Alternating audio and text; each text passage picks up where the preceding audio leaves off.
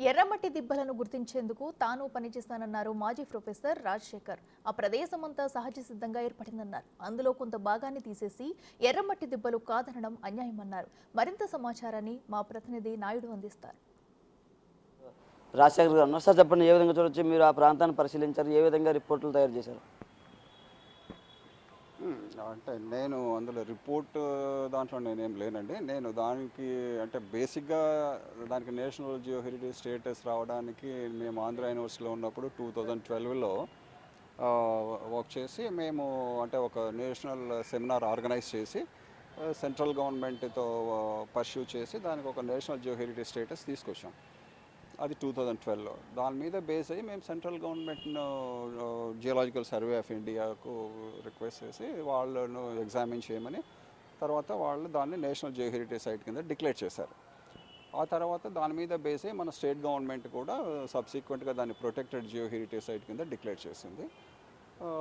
వాళ్ళు central government declare చేసినప్పుడు ఎంత ఏరియా అంటే ఇన్ని ఎకరాలని చెప్పలేదు, కానీ వాళ్ళు లాటిట్యూడ్ లాంగిట్యూడ్ క్లియర్గా ఇచ్చారు. అందులో ఇప్పుడు మనకు లెవెలింగ్ చేసిన గ్రౌండ్ కూడా అందులో ఉందన్నమాట. కాబట్టి అది మొత్తం అంతా ఎర్రమట్టి దిబ్బలు మనకు ఇప్పుడు ఉన్నది, ప్లస్ దానికి పక్కన ఉన్నట్టు అంటే లెవెల్ చేసిన ప్రాంతం కూడా. రెండవది ఏంటంటే అక్కడ ఉన్నటువంటి మెటీరియల్ ఇంకా మనకు అంటే వైజాగ్లో మిగతా ప్లేసుల్లో ఎర్రగా కనపడేది అంతా ఒకటే అనే అపోహ ఉంది. అది కరెక్ట్ కాదు. మనకు అక్కడ ఉన్నవి అవి మనం ఎర్రమట్టి దిబ్బలు అని చెప్పినప్పటికీ అవి ఎర్ర ఇసుక దిబ్బలు అనమాట.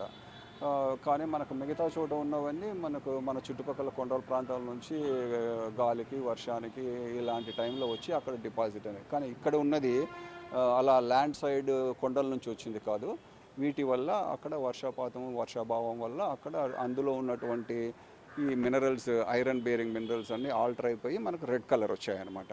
ఆ విధంగా గత 20 సంవత్సరాల తాలూకు క్లైమేట్ యొక్క అంటే వేరియేషన్స్, సీ లెవెల్ వేరియేషన్స్ ఇలాంటివన్నీ సైంటిఫిక్ డాక్యుమెంట్స్ అందులో ఉన్నాయి. కాబట్టి వాటిని మనం పరిరక్షించుకోవాలన్నమాట. తర్వాత ఏంటంటే అది ఇప్పుడు నేషనల్ జియో హెరిటేజ్ సైట్ కాబట్టి దాని యొక్క ఇంపార్టెన్స్ ఇప్పుడు చాలా ఎక్కువగా పెరిగింది. ఎందుకంటే మనము ఇప్పుడు UNESCO global geoparks establish చేయాలని మేము గత 10 సంవత్సరాలుగా మన కంట్రీలో డిఫరెంట్ ప్లేసెస్లో ప్రయత్నం చేస్తున్నాము. మనకు అలా ఉంది కాబట్టి ఈ యునెస్కో గ్లోబల్ జియో పార్క్స్ ఉండడం వల్ల కంట్రీలో టూరిజం బాగా ఆ ప్రాంతంలో పెరిగి అక్కడ ఉన్నటువంటి పీపుల్ యొక్క ఆర్థిక అభివృద్ధి, జాబ్ క్రియేషన్స్ వీటికి చాలా దోహదపడతాయి. కాబట్టి అవి పెట్టండి, మనకు అవకాశాలు ఉన్నాయని మేము చాలా కాలంగా ప్రయత్నం చేస్తున్నాము. జియో హెరిటేజ్ సైట్ కాబట్టి ఎర్రమట్టి దిబ్బలు దాన్ని మనము కాపాడుకొని అభివృద్ధి చేసుకోవాలి.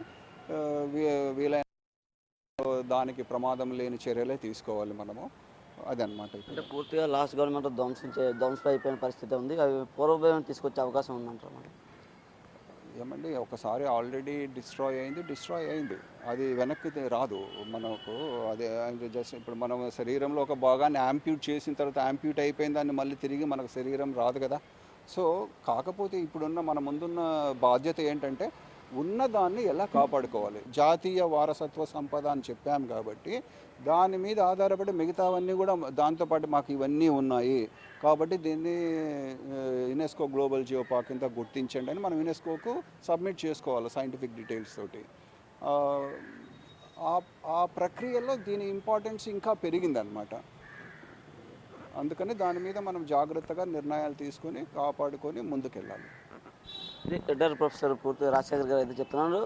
ఎర్రమట్టి దిబ్బలు జాతీయ వారసత్వ సంపద కాబట్టి పూర్తిగా వాటిని పరిరక్షణ చేయాల్సిన బాధ్యత మనపై ఉంది. ఎందుకంటే పూర్తిగా గత గవర్నమెంట్లో పూర్తిగా అవి ధ్వంసమైన పరిస్థితులు అయితే మనం చూసాం. పూర్తిగా వాటిని పూర్వ వైభవం తీసుకొచ్చే విధంగా, అలాగే మళ్ళీ ప్రకృతిని కాపాడే విధంగా చర్యలు చేపట్టాలని చెప్తున్నారు.